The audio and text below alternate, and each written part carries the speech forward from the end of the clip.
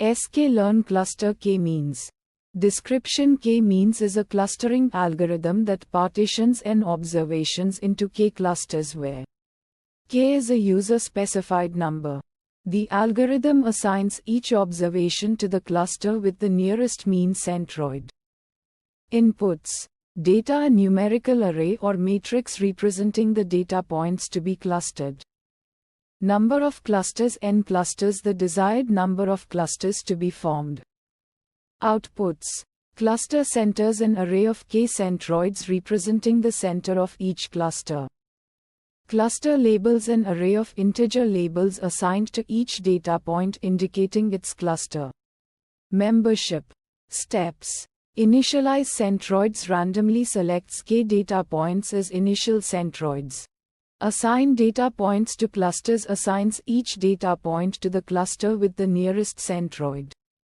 Based on Euclidean distance. Update centroids, recalculates the centroids as the mean of the data points assigned to each cluster. Iterates steps 2 and 3 until convergence, no change in cluster assignments.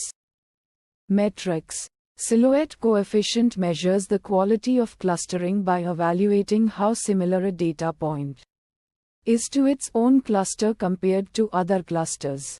Kalinski-Haraba's index measures the ratio of between cluster variance to within cluster variance, with higher values indicating better clustering.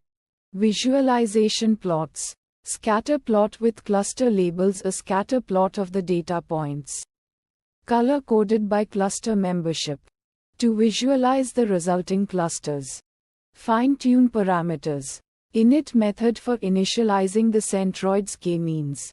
Random, or a user-provided array.